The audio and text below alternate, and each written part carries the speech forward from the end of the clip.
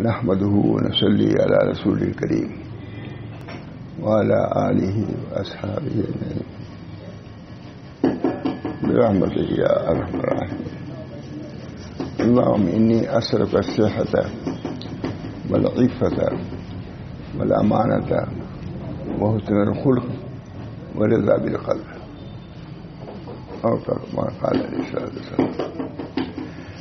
نہایت جامع دعا ہے نبی اکرم صلی اللہ علیہ وسلم. شروع سے آخر تک جتنی خوبیاں ہو سکتی تھیں سبھی دعا میں درج فرمایا رسول اللہ صلی اللہ علیہ وسلم. یہ آپ کی غایت معرفت کی بات ہے.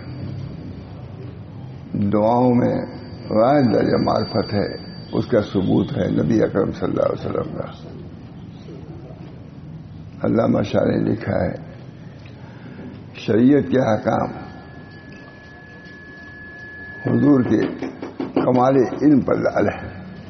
شریعت کے احکام حضور کے کمال علم پر لال ہے، اور دعائیں آپ کے کمال عبدیت پر لال ہے. دونوں اللہ تعالیٰ ان احکام کو بھی سمجھنے سمجھانے کی توفیق دے. اور نبی اکرم صلی اللہ علیہ وسلم کی یہ صفت عبدیت اس راہ پر بھی ہم کو لگائے. بہت کمی ہے، بہت سے لوگ جس میں رہتے ہیں اسی کو کافی نہیں. لکھا ہے امام غزالی نے کہ علم مکاشفہ کا حاصل کرنا بھی ضروری ہے. علم مکاشفہ اور نہیں تو کم از کم علم مکاشفہ والوں کی تصدیق کرنی چاہیے، ورنہ سوء خاتمے کا اندیشہ ہے. علم ہے. کبھی حضرت ہم کو وہ کتاب دیتے تھے کہ جا کے سب جتنے خانقاہ میں موجود لوگوں سب کو سنا دو. علم مکاشفہ اب کیا ہے، اس کی کیا نوعیت ہے، جب اس گلی میں جائے گا تو سمجھ جائے گا. یہ بھی ایک علم ہے. قل رب زدنی علما. نبی اکرم صلی اللہ علیہ وسلم کو کسی چیز کے مانگنے کا، ذاتی کا اللہ نے امر نہیں فرمایا سوائے قل رب زدنی علما. علم کی گھاٹی سب سے سخت ہے. علماء نے ہمارے لکھا ہے علم کی گھاٹی سب سے سخت ہے. ہمارے حضرت مولانا محمد قاسم صاحب فرماتے تھے کہ میں حضرت حاجی صاحب کے یہاں ان کے عمل کی وجہ سے نہیں جو لفظ ہے بلکہ علم کے لیے جاتا ہوں، کیونکہ ان کو علم لدنی حاصل تھا. حدیث میں آیا ہے نبی اکرم صلی اللہ علیہ وسلم نے ارشاد فرمایا جو شخص اپنی جانی ہوئی چیز پر عمل کرتا ہے تو اللہ تعالیٰ نہ جانی ہوئی علم واتقوا اللہ ویعلمکم اللہ. اللہ سے ڈرو تو اللہ علم دے گا.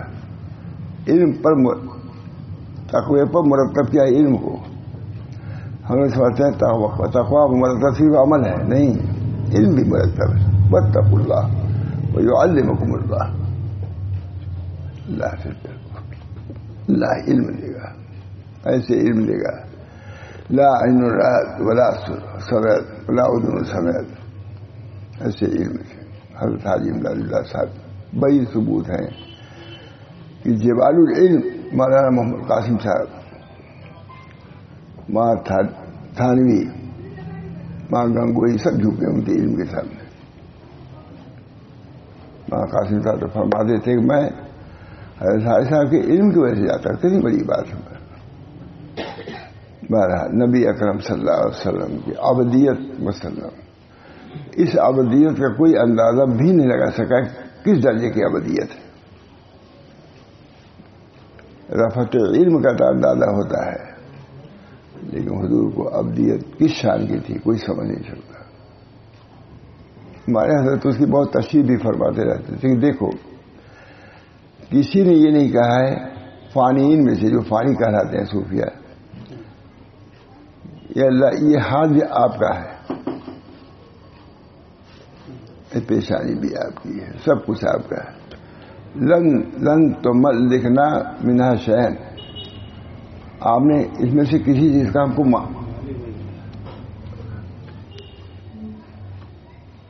مالک نہیں بنایا. چنانچہ ان ناخن پر ہمیں مالک نہیں ہے. ان ناخن کو بھی یہیں تک کٹا سکتے، یہاں نہیں کٹا سکتے، خدا کا کام یہ بس اتنی جتنی شریعت سے جائز ہے اتنی ہی ناخن آپ بنا سکتے ہیں، ہے جائز. جو زینت کی چیزیں ہیں اللہ نے، حضرت تعالی فرماتے تھے میں سر پر تیل رکھتا ہوں، رکھاتا ہوں، یہ سرکاری مشین ہے، اس کی حفاظت کے لیے کرتا ہوں. بہرحال ابدیت بڑی چیز. نبی اکرم صلی اللہ علیہ وسلم دعا اللہم انی اسألک الصحۃ والعفۃ والامانۃ وحسن الخلق ورضا بالقدر. سب سے عالی مقام رضا بالقدر ہے، سب سے عالی مقام، اس سے بڑھ کے کوئی مقام نہیں ہے. صحابہ کو یہ مقام حاصل تھا، رضی اللہ عنہ ورضوا عنہ. وہ اللہ سے راضی، اللہ ان سے راضی، رضا کا مقام. اس میں آپ آخر میں حضور لے بھی آئے ہیں.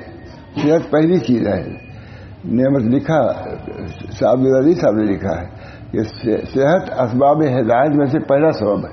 اسباب ہدایت لکھا ہے تو صحت اول چیز ہے، نعمت. اور آخری نعمت کیا ہے؟ رضا بالقدر کی توفیق ہے، کیونکہ اسی رضا پر اللہ نے ہم کو اپنا مخاطب بنانے کے لائق سمجھا. یا ایھا النفس المطمئنہ ارجعی الی ربک راضیۃ مرضیہ فادخلی فی عبادی وادخلی جنتی. زبردست نقطہ رضا پر جب یہ چیز حاصل، حضور نے دعا میں بھی وہی کہا، آیت حدیث سے جوڑ ہے، اللہم انی اسألک الصحۃ والعفۃ والامانۃ وحسن الخلق ورضا بالقدر. اور یہاں بھی دیکھیے، جب آدمی نکل کے رضا کے مقام پر پہنچے گا تو اللہ تعالیٰ کے مخاطب ہونے کا اہل ہو جائے گا. یا ایھا النفس المطمئنہ ارجعی الی ربک راضیۃ مرضیہ فادخلی فی عبادی وادخلی جنتی. رضا، ہم سے راضی ہو گئے تو ہم تم سے راضی ہو جائیں گے. کہیں دونوں پلٹ دیا، کبھی راضیہ پہلے ہے، مرضیہ بعد میں. مرضیہ ہے، راضیہ ہے. کل چکی رحل قضا کی چکی اسی پہ چل رہی ہے. اللہ تعالیٰ ہم سب لوگوں کو چیزوں سے ہمارا رضا بالقدر بہت بڑی دولت ہے. رضا بالقدر اللہ تعالیٰ ہم سب کو توفیق ہے. اللہ جس میں راضی، من کان للہ کان. ایک بہت بڑی دعا حضرت ثانی کہتے ہیں، میں کہتا ہوں تمہارا حال پر اللہم کن لنا. ہم کو لکھا تھا نا، کتاب میں لکھا، حلما گنگوئی نے پوتے ننھو میں، انہوں نے یہ دعا مجھ کو لکھا کہ یہ پڑھا کرو، اللہم کن لنا وجعلنا لک. آپ ہمارے ہو جائیے، ہم کو اپنا بنائیے. اس سے بڑھ کے کوئی دعا ہے. عورتوں کی مجلس ہوتی تھی تو ہم نے جب آئے تو بہت کئی سال، 30-40 سال کی بات ہے، تو ہم نے یہ مضمون بیان کیا. ایک عورت تھی محلے میں تھی، بہت قابل آدمی، کہا آج تو مولانا نے ہم لوگوں کو جنت میں پہنچا دیا. میں نے کہا خیر، عورتوں نے کہہ دیا، مردوں نے تو کسی نے نہیں کہا. سب مرد عورت کی طرف مائل، نہ اہلی میں الا ماشاء اللہ. اللہ نے کہہ دیا نا، کوئی اعتراض نہیں کر سکتا. اس نے کہا آج مولانا نے ہم سمجھ گئی اللہم کن لنا، اور عربی میں اللہم ارضنا ورزقنا. بہت اچھی، اس کی جگہ پر میں فوراً پڑھتا ہوں اس کو حدیث، اللہم ارضنا ورزقنا، ہم کو راضی کیجیے. ہم سے ارضنا، پہلے ارضنا، ہم کو راضی کیجیے اور آپ خود بھی راضی ہو جائیے. رضا بالقدر بہت بڑی چیز ہے. ہم نے ایک واقعہ سنا، اب ہوگا موقع تو بیان کریں گے. حضرت محمد احمد صاحب برابر ایک واقعہ بیان کرتے تھے کہ 3 شیخ کا قافلہ چلا کہیں سفر کے لیے. آپس میں ایک بات یہ، بھائی تم کو کیا پسند ہے؟ ساتھیوں نے آپس میں کہا کہ تم کو کیا پسند ہے؟ کہا بھائی ہم کو پسند یہ ہے کہ کھانا بھی وہی ملے، سادہ سادہ، کپڑا بھی جیسا بالکل معمولی بنے. ہم اس پر راضی ہیں. ہم یہ نہیں، ہماری رضا اس میں ہے کہ ہم کھانا بھی سادہ کم درجے کا کھائیں، کپڑا بھی. دوسرے سے پوچھا کہ بھائی آپ کو کیا پسند ہے؟ کہا ہم کو خوب اچھا کھانا چاہیے, اچھا کپڑا چاہیے. یہ تیسرے نے کہا کہ سب کچھ نہیں, ہم کو جس حال میں اللہ رکھے یہی لینا ہم کو چاہیے. بہت پیار کرتے ماں محمد احمد صاحب, بہت اس کو پیار کرتے, کتنی مرتبہ میں نے سنا, بڑے اچھے انداز میں پیار کرتے تھے بہت. اس سے پوچھا کہا ہم کو تو بس بھائی نہ کھانا نہ کپڑا کچھ نہیں, ہم بس یہی ہم کو چاہیے. تو نے کہا ہم کو کھانا بھی چاہیے, کپڑا بھی اچھا اچھا کھانا بھی ہو, اچھا کپڑا. جس نے کہا نہ یہ چاہیے نہ مجھ کو وہ چاہیے, جس حال میں اللہ رکھے وہی چاہیے. تو علماء نے لکھا انہوں نے کہ علماء نے بالاتفاق کہا کہ اس کا حال بہتر ہے ان دونوں سے. ان کی مرضی پہ ہوں قربا, ماں محمد احمد کا بہت عمدہ شعر ہے. ان کی مرضی پہ ہوں قربا جانیے اس کو حاصل عرفاں. بہت ہمارا عالمی وغیرہ سب کو سناتے رہتے تھے اس کا اثار. ان کی مرضی پہ ہوں قربا جانیے اس کو حاصل عرفاں. اللہ تعالیٰ ہم سب لوگوں کو اس نعمت سے نوازے. اللہ سے پہلے والے تو وہ بھی ہے, مطلوب ہے. اللہ منی اثر و صحت والعفت والامانت وحسن الخلق ورضا بالقدر. اللہ تعالیٰ راضی رکھے ہم کو ہر حال میں. بہت بڑی نعمت, بہت بڑی دولت ہے. اب یہ کتاب سے تھوڑا سا سنا دیتا ہوں, دیر ہو گئی ہے. یہ سلف صالحین کے اخلاق, یہ ہماری کتاب ہے, بہت محنت کیا گیا ہے اس پر. تمام مولوی جو کئی مولوی جمع ہوئے تب اس کا ترجمہ ہوا. شروع تو ہمیں کیا تھا لیکن قابل لوگ, مولانا اقبال مطلق قاری, مولانا خورشید انور آدمی, اور یہ دو تو خاص تھا. بہرحال جو میں نے نکالا تو یہ ملا تو وہی سناتا ہوں. سلف صالحین اور مصائب پر صبر, اسی قسم کی. حارث بن عمیرہ کہتے ہیں کہ میں حضرت معاذ ابن جبل کے بعد بیٹھا ہوا تھا. وہ قریب المرگ تھے, موت کے قریب تھے, جا کر نہیں کیا. کبھی ان پر بے ہوشی طاری ہو جاتی اور کبھی افاقہ ہو جاتا تھا. تو انہوں نے فرمایا اے خدا,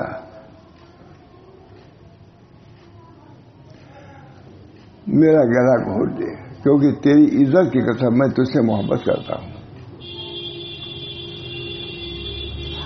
حضرت صاحب سے منقول ہے کہ حضرت حسن ابن علی سے کہا گیا کہ حضرت ابو ذر فرماتے ہیں کہ غریب میرے نزدیک مالداری سے زیادہ محبوب ہے.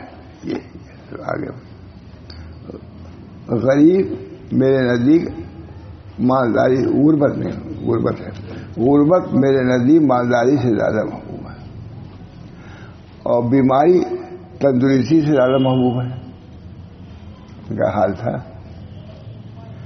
تو حضرت حسن ابن علی نے فرمایا کہ اللہ ابو ذر پر رحم کرے.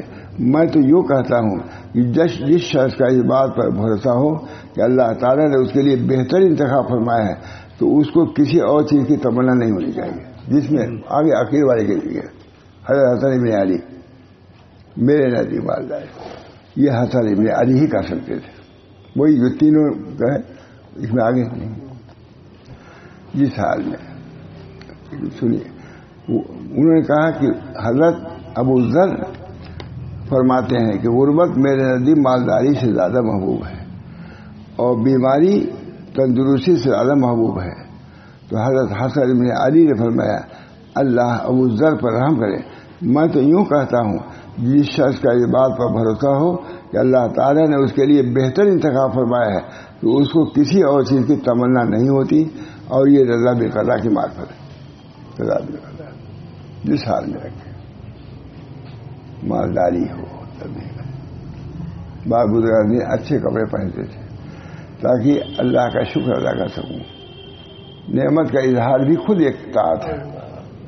نعمت کا اظہار لکھا ہے علماء نے, جو مالدار ہو اس کو اپنے مالداری کا اظہار بھی کرنا چاہیے تاکہ غربا اس سے کوئی مانگ سکے. تو تم خودے پھٹے پرانے ہیں تو تمہیں کو دے گا, وہ دیا کہ امیر بھی. یہ میں نے بہت پہلے سنا ہے مالداری کا اثر. حضرت تھانے میں کیا ہے, ایک صاحب گئے بہت مالدار آدمی, یہ سب حضرت مولانا شاہ رسول اللہ سنیں گے. کل بیان نہیں کیا نا جو ہم بیان کر رہے ہیں. گئے بہت امیر کبیر آدمی حضرت تھانوی کی خدمت میں گئے، لیکن بالکل بوسیدہ لباس میں گئے، حضرت تھانوی نے رخ بھی نہیں کیا. یہ سنیے، یہ 50-60 سال کا ہے جو سنا ہوا، آج پہلی مرتبہ بیان کر رہا ہوں. حضرت تھانوی نے، یہ ہمارا شاہ رسول اللہ صاحب سے سنا، یہ حضرت تھانوی نے رخ بھی نہیں کیا. وہ سمجھ گئے، ہوشیار تھے، گئے خوب اچھا کپڑا چادر پہن کر کے آ گئے، رخ کیا. حضرت فرمایا کہ حضرت تھانوی نے اس میں تنبیہ کیا کہ تم مالدار آدمی ہو، اس طرح پھٹے پرانے کپڑے میں کیسے تم آئے، تم کو اس لباس میں آنا چاہیے تھا. یہ میں نے خود سنا ہو گئی نہیں، اس سے تعریف مالداری. ایسا رہو کہ غربا تم سے کچھ مانگ سکے، یہ بھی ہے اس میں. ایسا اظہار کرو اس وقت کہ غریب تم سے مانگ سکے، اور ایسے غریب بنے کہ تم کو دینے لگے. یہ شریعت مقدسہ ہے. ہاں، باریک طریق کو سمجھنا آسان نہیں ہوتا. یہ طریقہ اب دیکھیے کتنی باریک حضرت تھانوی کی بات، اور اس کو سمجھے وہاں شاہ رسول اللہ صاحب، انہوں نے خود مجھ سے کہا، ارے ہم تو اتنے بڑے تھے. فرمایا کہ حضرت تھانوی نے ان کو تنبیہ کیا کہ تم مالدار ہو تو تم کو اچھے لباس آنا چاہیے تھا. جب اچھے لباس میں گیا تو ان کو بیٹھا لیا، کچھ کہا اور نہیں، ان کو بیٹھا. وہ سمجھ گئے اس وجہ سے، وہ بھی سمجھدار آدمی تھے، سمجھا کہ رخ جو نہیں کیا تو یہ نہیں کیا دیا نہیں لایا، اس وجہ سے رخ نہیں کیا، بلکہ اس لیے رخ نہیں کیا کہ حدیث پاک ہے کہ اہل نعم کو، نعمت کو اپنی نعمت کا اظہار کرنا چاہیے. یہ سچ ہے. حضرت تھانوی کی نگاہ بھی کتنی باریک بنا ہے، اور کوئی سوچتا ہے ان سب چیزوں کو. حضرت تھانوی تھے مسجد میں، تھانے میں نماز ہو رہی تھی، بارش ہونے لگی، سب لوگ بھاگ گئے، اور ایک آدمی جو بہت عمدہ عمدہ کپڑا پہنے ہوئے تھے بدستور وہ نماز پڑھتے رہے. فرمایا حضرت تھانوی کہ اس شخص کو اچھے لباس پہننا جائز ہے جس کو اتنی بھی فکر نہیں. بھی گئے، جا کے دوسرا پہن کے آ گیا، مالدار آدمی تھے. اور کوئی بیماری میں دوسری بات ہے، بس اتنی بات ہے، اب اس سے کوئی زیادہ نقصان کرے.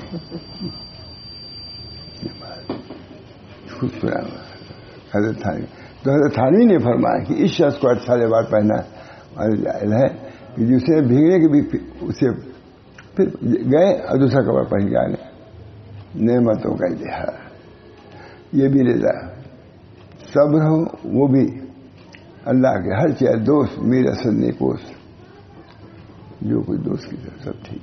مہاراج وہب ابن منبہ سے منقول ہے کہ حضرت عیسیٰ علیہ السلام نے اپنے حوارین سے فرمایا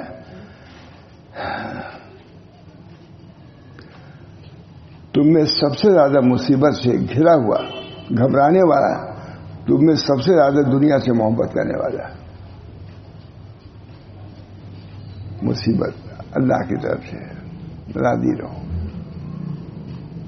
شیخ صالح نے لکھا ہے کہ اس شخص کو بہت زخم تھا، بہت شدید گلستہ میں ہے، لیکن وہ الحمدللہ کہتا تھا. جو ان کا بھائی تمہیں اتنی سخت بیماری مبتلا ہو، الحمدللہ یہ بمصیبتیں گرفتار ہیں، بمعصیتیں نہ بمعصیتیں. اللہ کا شکر ہے کہ مصیبت میں گرفتار ہوں، معصیت میں گرفتار نہ ہوں. یہ شکر کا مقام.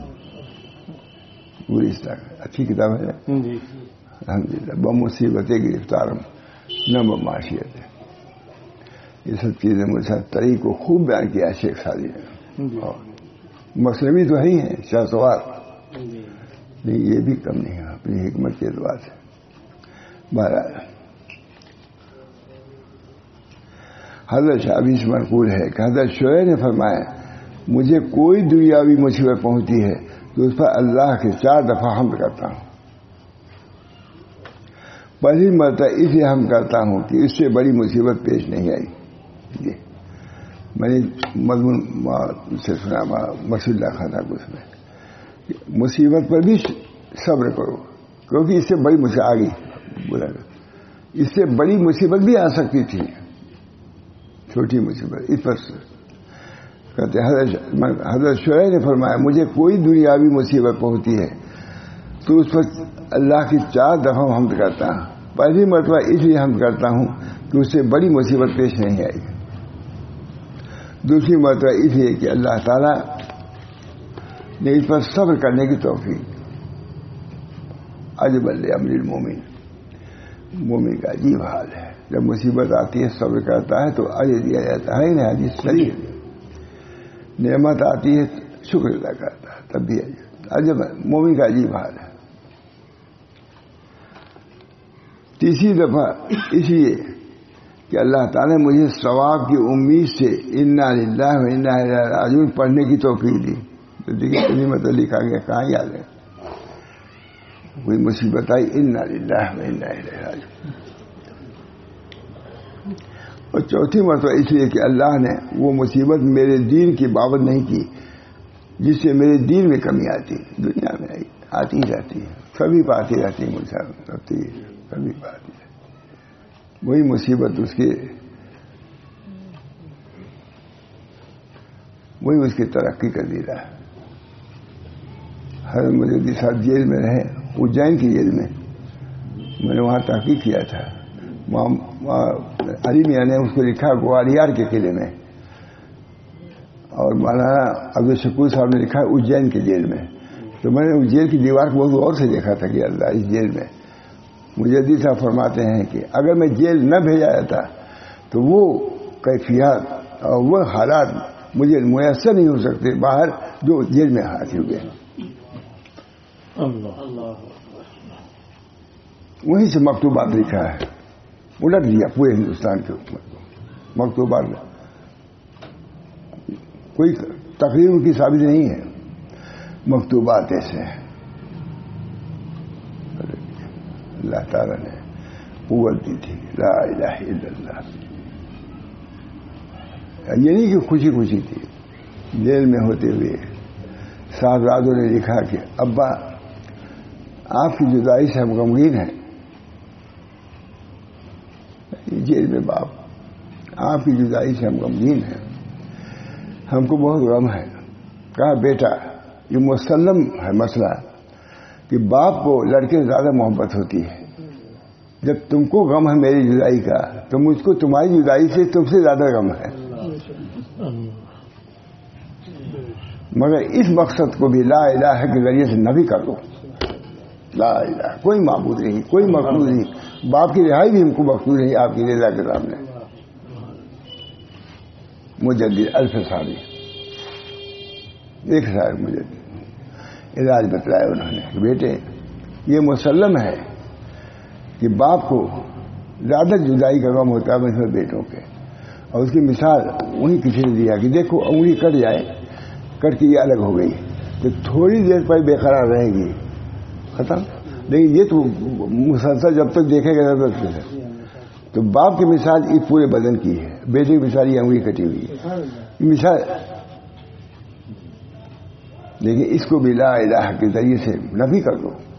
کوئی معبود نہیں. باپ کی جدائی بھی رہائی بھی ہم کو مقصود نہیں سوائے آپ کے رضا کے.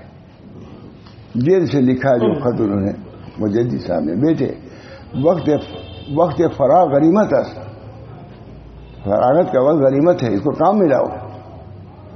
وہاں بھی اپنے لڑکوں کی تربیت سے کافی نہیں. تربیت جیسی جیسی تربیت. ایک انگریز جیل میں چلا گیا، رہا جیل میں. جب وہ نکلا تو انہوں نے کہا آپ کو کیا وہاں ملا؟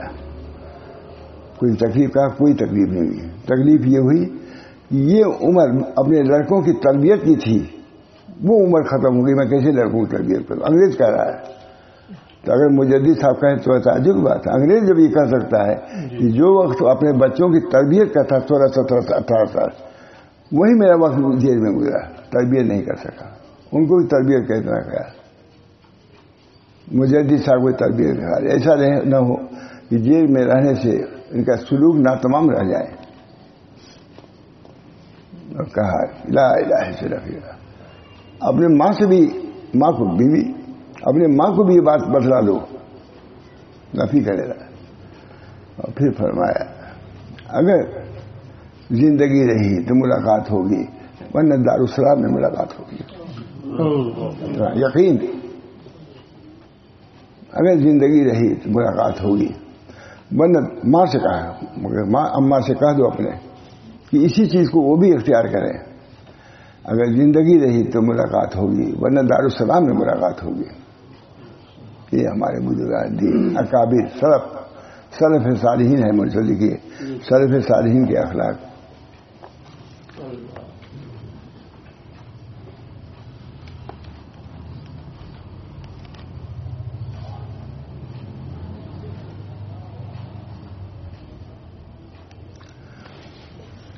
بہرحال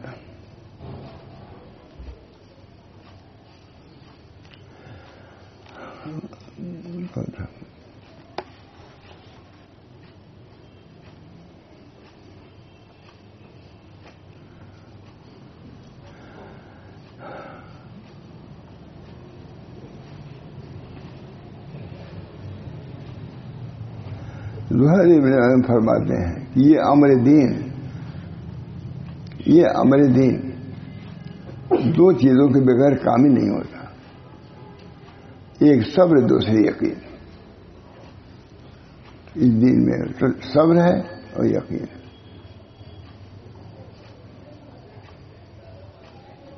ماتھانی لکھتے ہیں کہ یہ کمال دو چیز، تأمل اور تحمل، انہوں نے کہہ دیا وہی بات ہے نا اسی کی زندگی۔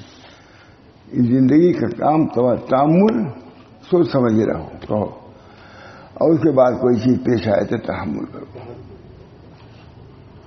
ہمارے حضرت کہتے ہیں اس طریق میں دو چیزیں ضروری ہیں، اسی سے کامیابی، تواضع اور توکل۔ ماشاء اللہ، تواضع سے مخلوق سے تعلق درست ہو اور توکل سے اللہ سے۔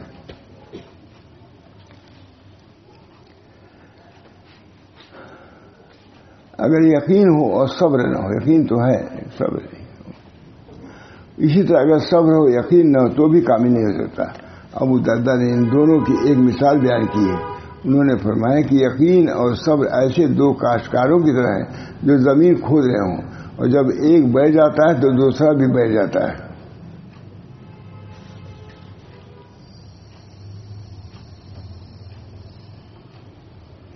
میں نے لکھا بہت عمدہ مثال ہے، اللہ تعالیٰ ہم کو پھر اس کو بہرحال اللہ تعالیٰ نے ہمارے بزرگوں کے اخلاق کو پیش فرمایا، زندہ رکھا ہے اخلاق، تاکہ اس کے مطابق ہم لوگ عمل کرتے ہیں۔ توکل ہے، تواضع ہے۔ خود حضور نے فرمایا، سئل رسول اللہ صلی اللہ علیہ وسلم عن اکثر ما یدخل الجنہ وقال تقوی اللہ وحسن الخلق۔ دو ہی چیز تو بنے، اللہ کے تقوی سے، اللہ میں ابن قیم نے لکھا ہے کہ اللہ کے تقوی سے حقوق اللہ ادا ہوں گے اور حسن خلق سے مخلوق کے حقوق ادا ہوں گے۔ بہرحال حضور سے لے کر کے اب تک مشائخ طریقے کی وضاحت کرتے آ رہے ہیں، واضح کر دیا حضور نے۔ اللہ تعالی ہم سب لوگوں کو بھی اس طریق کو واضح فرما دے، اس راستے کو چلنا آسان فرما دے، اس کی معرفت اور اس کے انجام سے انجام خیر تک ہم کو پہنچائے انشاءاللہ۔ پھر دوسری مرتبہ اللہ تعالیٰ آپ حضرات تشریف لائیں، خوشی ہے۔ اللہ تعالیٰ مجھے بھی کام پر لگائے رکھے۔ ابھی میں لڑکیاں جائے تو میں نے کہا بیٹی دعا کرو گی رہے، دل دماغ ٹھیک رہے، پریشانیاں نہیں، کچھ نہیں، سب اللہ تعالیٰ راضی ہے، ان کی رضا اگر ہے تو سب کچھ ہے۔ اللہ وطن کا بھی کل لنا وجعلنا لکا، آپ ہمارے ہو جائیے، ہم کو اپنا بنا لیجیے۔ اگر یہ مستحضر ہے تو سب کچھ ہے، اور نہیں تو کچھ بھی نہیں ہے۔ حاجی امداد اللہ صاحب فاقہ مسجد حرم میں رہتے تھے، لیکن سارا تجلی نکل اس میں ہی لے۔ اس نے کہا، حضرت مولانا رحمۃ اللہ صاحب نے کہا جو بانی سورتیا، کہا حاجی کہو تو میں سلطان سے، تمہارے سلطانی کہتے ہیں، سلطان سے تمہارا ذکر کروں تاکہ یہ جو فقر و فاقے زندگی ہے یہ ختم ہو۔ کہا نہیں، ہرگز نہیں کہیے گا، وہ آپ تعریف کریں گے تو میرا متقد ہوگا، تو کہے گا کہ ہمارے گھر آ کے رہیے. تو میں کہا فرمایا کہ میں بیت السلطان کو بیت اللہ پر ترجیح نہیں دے سکتا. یہ ہمارے پھر کہا گیا کہ حضرت ایک وقف ہے ابراہیم ادھم کا، ادھمی کہلاتے ہیں، ماتھانوی اور یہ سب فاروقی ادھمی ہیں یہ لوگ. آپ بھی آدمی. کہا اچھا، انہوں نے تو ریاست ابھی چھوڑ دیا تھا، تو میں کیسا ان کا فرزند ہوں یا ان کے خاندان کو ہوں گا کہ ان کی چھوڑی ہوئی چیز کو میں نے اختیار کیا؟ نہیں لوں گا. فقر و فاقہ میں رہنا کے بارے کیا سب طریق بھی کوئی چیز ہے ہمارا، اپنے طریق پر رہنا. میں آ رہی کار بس سے شاید اس کام کی بنیاد 3 چیزوں پہ، کتاب اللہ و سنت رسول اللہ و سیرت سلف. یہ بھی ہے پیش نظر. شیخ کرام الدین کا بہرحال اللہ تعالیٰ ہم سب لوگوں کو طریقے حق پر کامل رکھے، ثابت قدم رکھے. وہاں کا معاملہ ٹھیک ہو، یہاں کو بھی ٹھیک رکھنے کی کوشش، اور یہاں کے ٹھیک رکھنے پر وہاں کا معاملہ ٹھیک رہے گا. معاملات کی صفائی، اخلاق کے اندر نرمی، رفق. جو رفق دیا گیا بہت بڑی نعمت سے نوازا گیا، یہ حضرت سناتے رہتے تھے. رفق بہت بڑی، علم، رفق، حلم، یہ سب سلوک کے یہ سب مقامات ہیں. اللہ تعالی ہم سب کو توفیق دے. آخر دعوانا ان الحمد للہ رب العالمین. دعا بھی کریے صالح کے نام.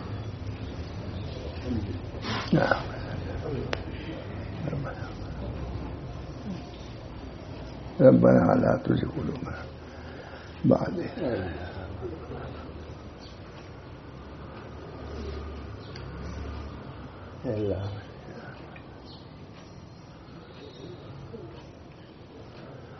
اللہ تعالیٰ لسان ذاکر دے، قلب شاکر دے، اور ویسا بدن دے جو مصائب پر، مصیبتوں پر صبر کرنے والا ہو. صبر اور شکر کی دولت سے ہم سب کو مالا مال فرمائے. ہمارے بزرگان نے صبر کو اختیار کیا اور شکر کو اختیار کیا، بہت بڑے مرتبے تک پہنچے. اللہ ہم لوگوں کو بھی ان طریقے پر چلنے کی توفیق فرما. آپ حضرات ماشاء اللہ سب ٹھیک ہی ہیں. ہمارے لیے، ہمارے بچوں کے لیے، سب کے لیے دعا فرمائیے اس طریقے حق پر گامزن رکھے اور اس کے سلوک، اس کے چلنے کی توفیق فرمائے. ربنا تقبل منا انك انت السميع العليم برحمتك يا ارحم الراحمين.